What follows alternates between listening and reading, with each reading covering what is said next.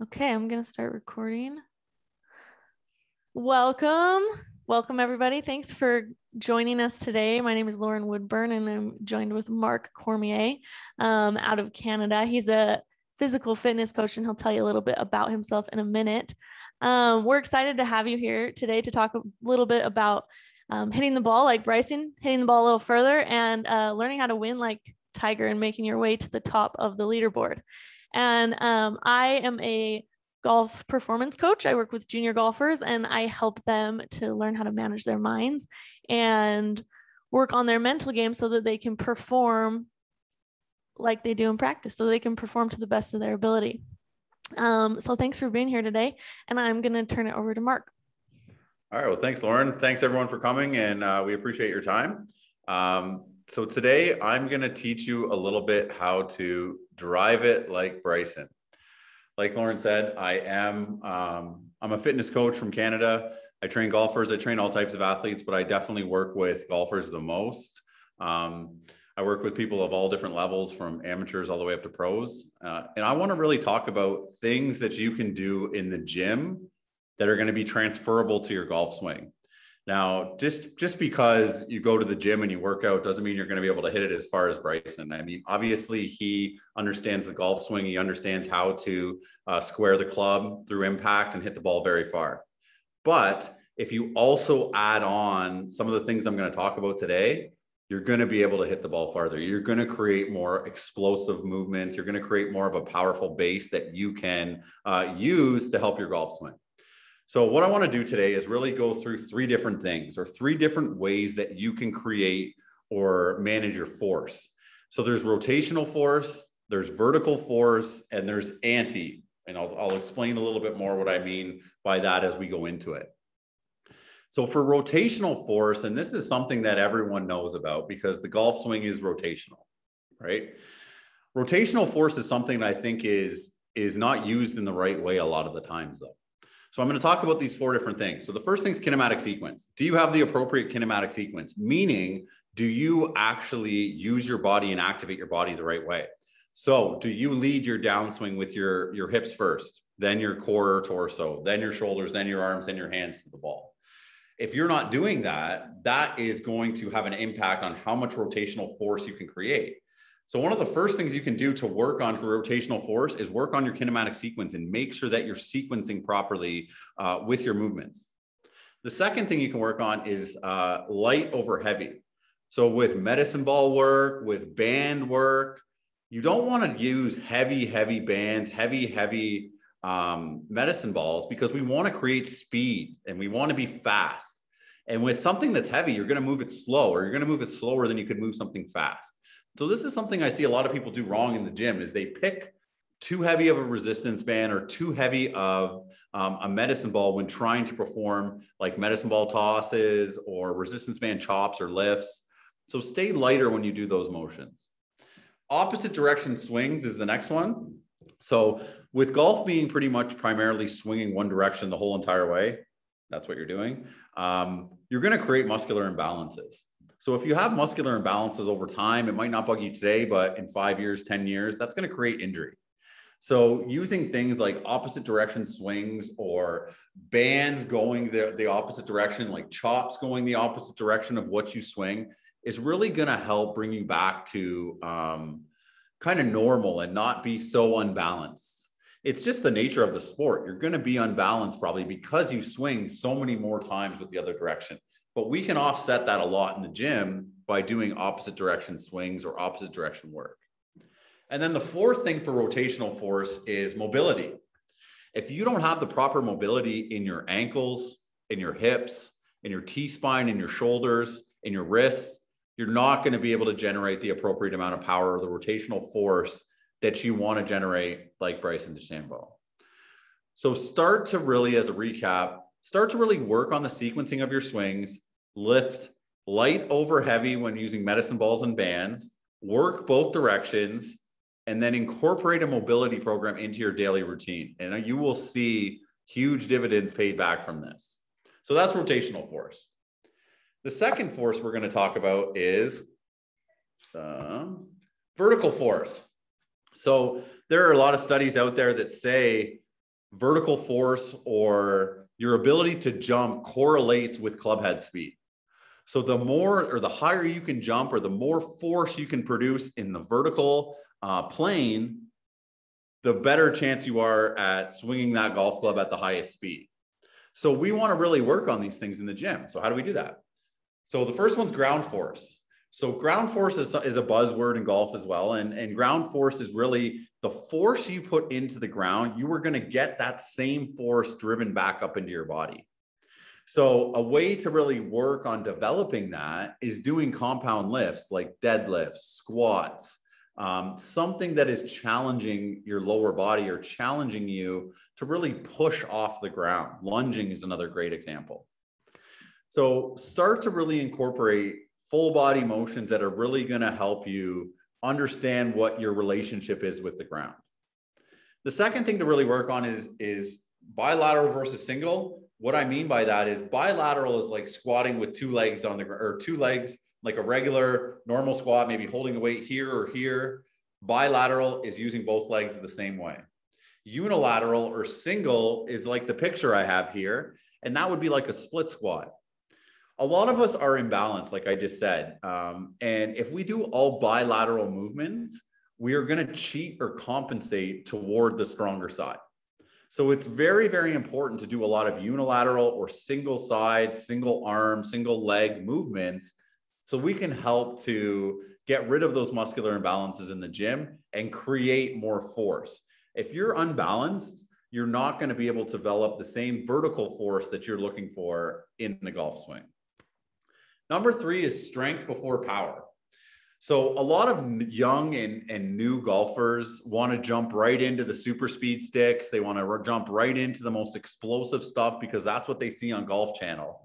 But if they don't have a base level of strength, they are going to get hurt, or they're going to have a ceiling on how much they can actually get powerful, or how powerful they can get, sorry. So you always want to build strength in the gym first and then layer on power as that strength develops. So especially for junior golfers and younger golfers starting to develop, really think about developing that strength. That doesn't mean lifting heavy weights all the time. It means understanding how to use your body. Can you do a single leg squat? Can you do 10 or 15 push-ups? Can you do these things and control your body? You need to make sure that you can do that before you start to swing out of your shoes with super speed sticks, or before you start to do single leg box jumps, or something that's very, very advanced. And that's something that I see done very poorly from a lot of younger athletes, is they want to go right to the attractive and the sexy stuff first. They want to do that first, where the people that take the time over here and build that strength and then get to there, they're way ahead by the time they get there. So always strength before power. And the fourth one for vertical force is accelerate and decelerate. So this picture here, I'm actually showing a deceleration squat. So I started standing up and then I just dropped, and I had to catch myself at the bottom of the squat. And that's what that deceleration is. That's being able to absorb force. That's being able to take in all of that force as I drive down and use it. But I'm using that in the vertical plane.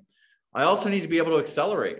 So things like jumping, right? But once we have that baseline of strength, then we progress to acceleration. Can I do broad jumps? Can I do box jumps? I can even go into things like power cleans and snatches, Olympic lifting with people who are a little more advanced.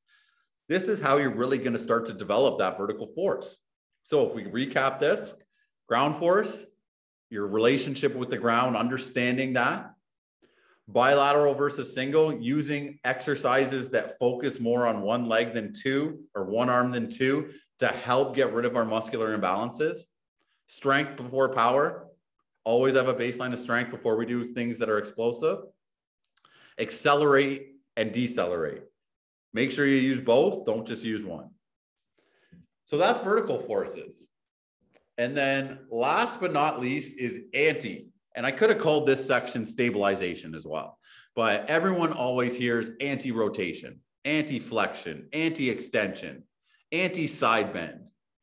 This means that we're resisting rotation. And this can happen at many places in our body. So this is the first one is resist before rotate. So I'm doing a pail-off press, which is a very, very common exercise for golfers, where you take a band and it might be anchored from the side, and I'm pushing it away, resisting the rotation and keeping it in front of my body. That is working on stabilizing the muscles needed to actually rotate.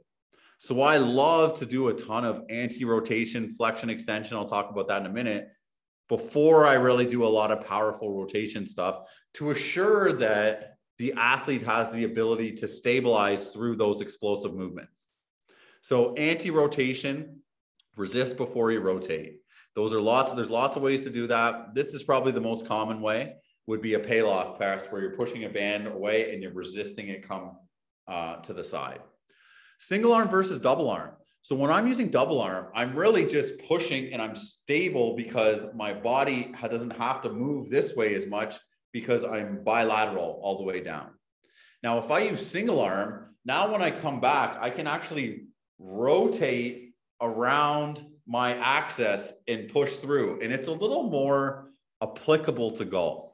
So I like to do a ton of single arm stuff for rotation, whether that be pulling as well or pushing, to really kind of get that upper body rotating and learning what it's like to rotate around that axis.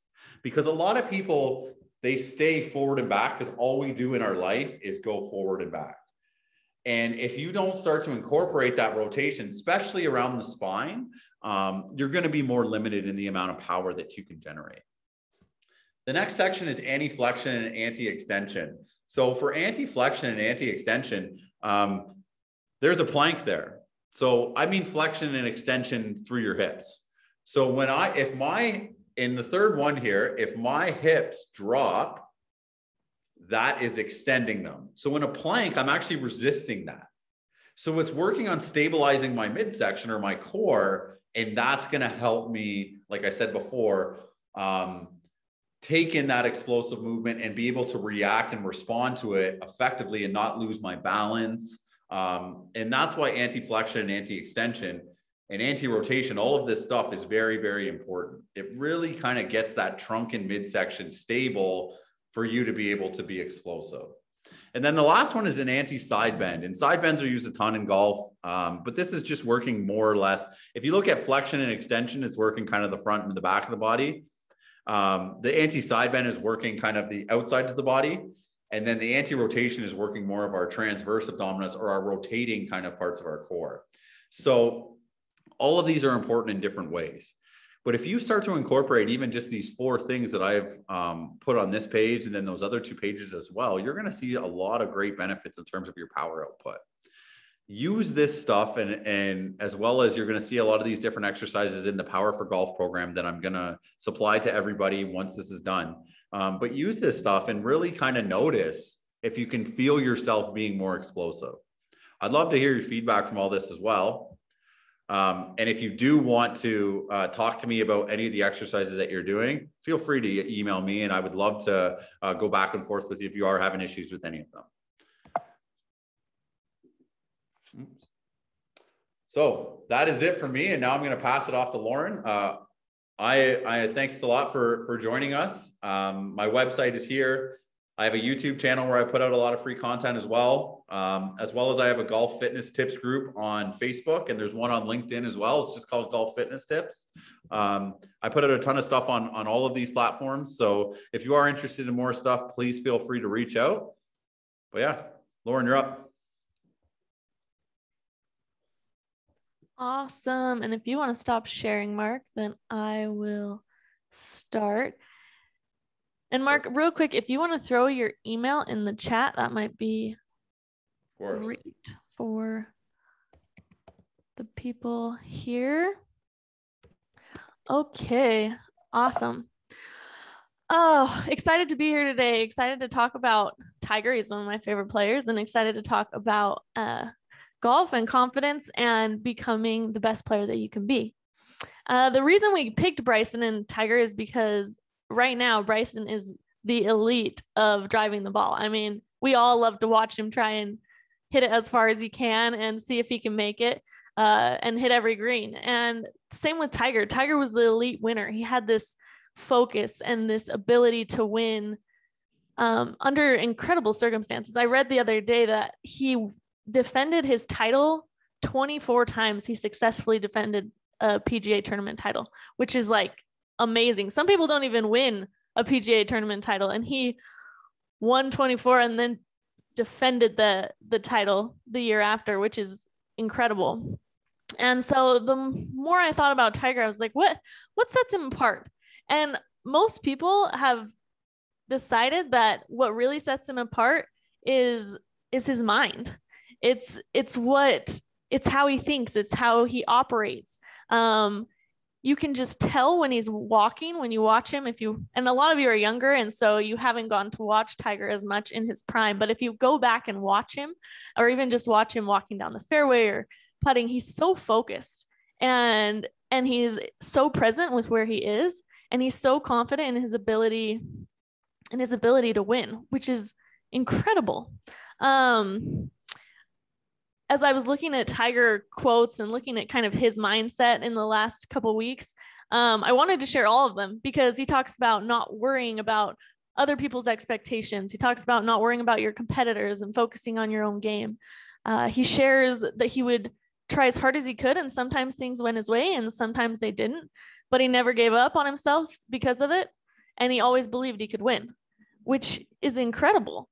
And he said, and he said he always knew where he wanted to go. He always had a plan for what tournaments he wanted to win and what he wanted to accomplish. And that's how he was able to get there. And the cool thing about all of these things that he's talking about, is these are all the things we talk about in coaching. When I work with junior golfers, this is what we talk about. We talk about where they want to go, what they want to accomplish, how they can focus on their own game, and how they can perform in tournaments like they do in practice. And when he won the Tour Championship a few years ago, he had all these fans as he's walking up the 18th fairway. All the fans just like, it's like they flooded the fairways, and they were right behind him the whole time. And afterwards, he was interviewed, and they said, how did you keep your focus? Like, this is like your first win after 5 years, and you just have this mob of people. How did you keep your focus?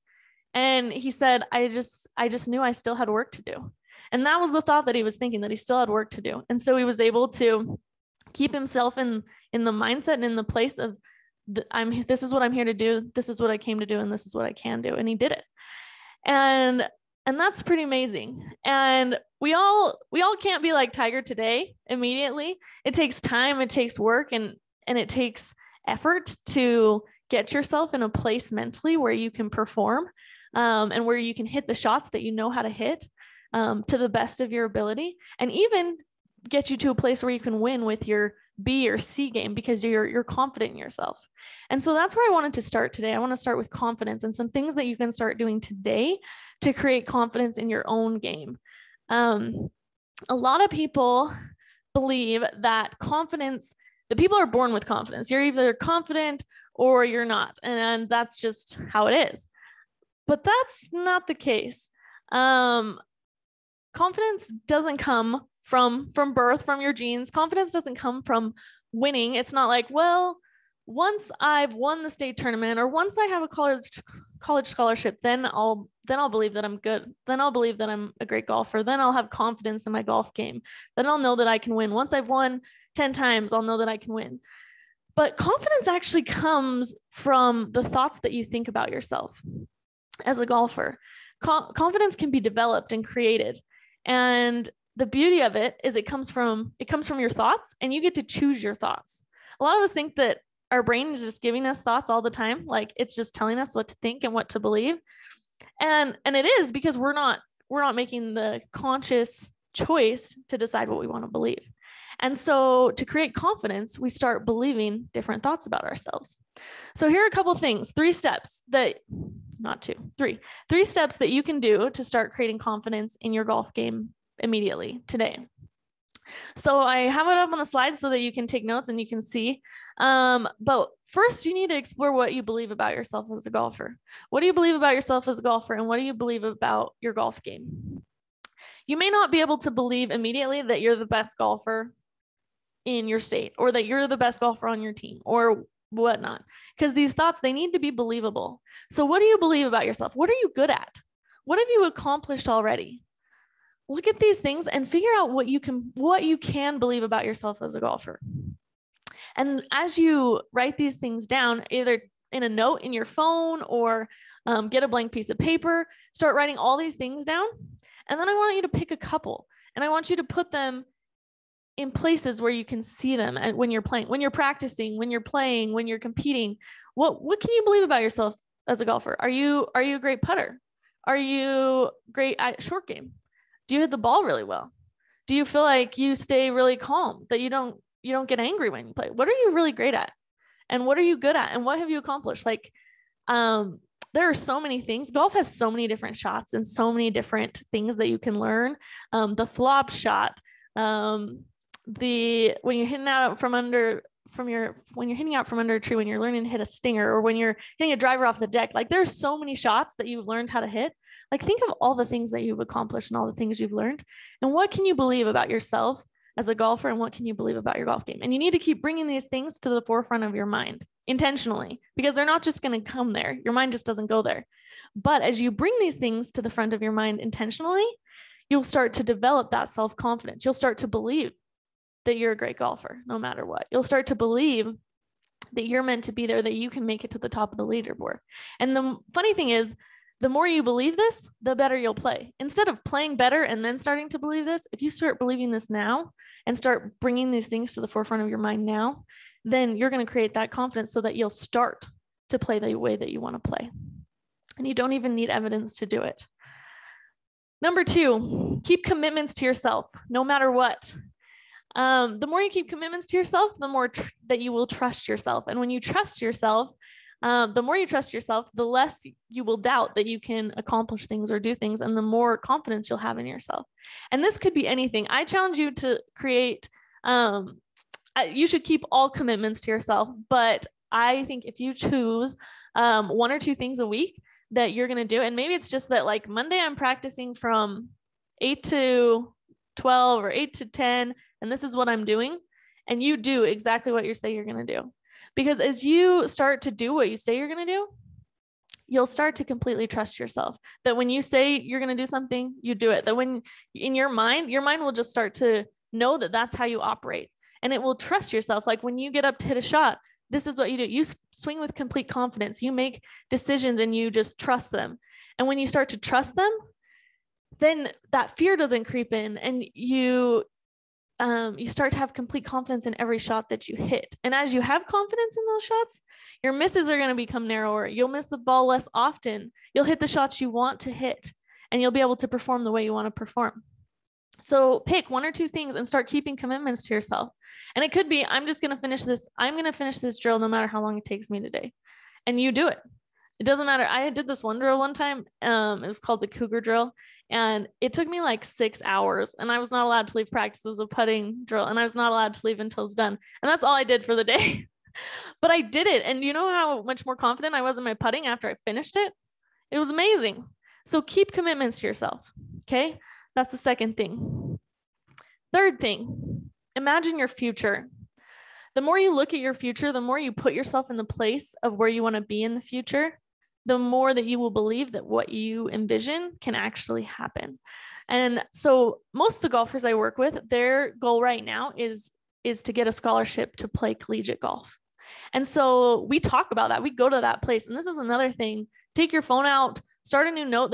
This could just take 10 minutes, or write it down on a piece of paper and start to write where you want to be, what your goals. Maybe it's winning the state tournament. Maybe it's winning a tournament. Maybe it's shooting 69. I don't know. But whatever that goal is, put yourself in that place. When's it going to happen? What's it going to look like? What are you going to feel when that happens? What kind of golfer are you going to be when you reach that place? Like how are you going to walk and talk? Like how does a golfer that shoots under par for 3 rounds in a row, how do they walk? How do they talk? How do they react when they hit the ball in the water?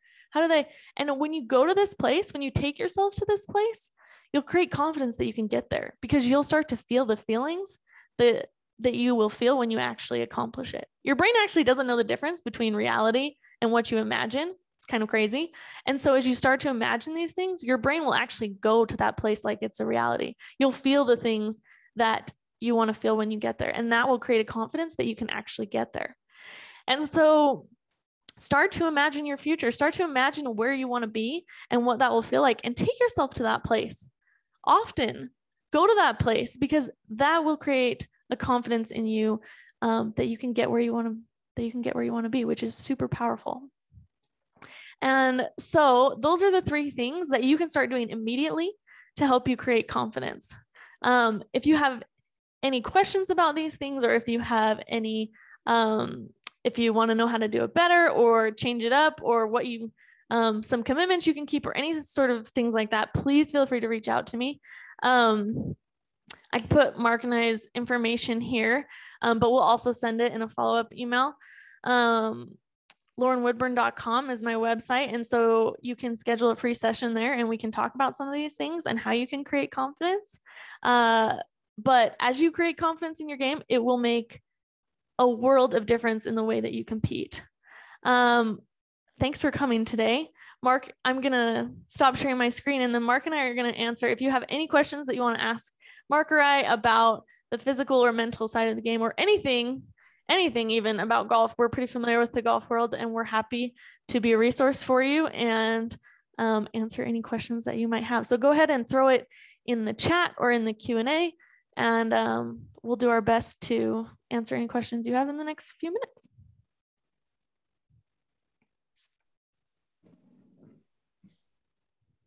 And if you don't have any questions, that's fine too.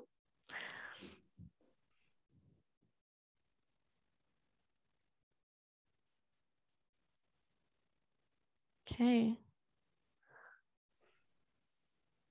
Well, thanks again, everyone, for joining us. It's been really fun to talk to you today. And Mark and I love what we do, and we're really excited about what we do. And so we want to help you in any way that we can. So please, please reach out and ask us any questions. Reach out. I know I offer free sessions. Your first session is free every time. And so I'd love to meet with you and just talk about some things that you're working on. And I know Mark has a ton of awesome content on YouTube, and he's also sharing a program with you in the follow-up email. And so watch for that. Good luck to you in your golf careers this summer and your golf season this summer. And we hope to see you on the next one of these that we have.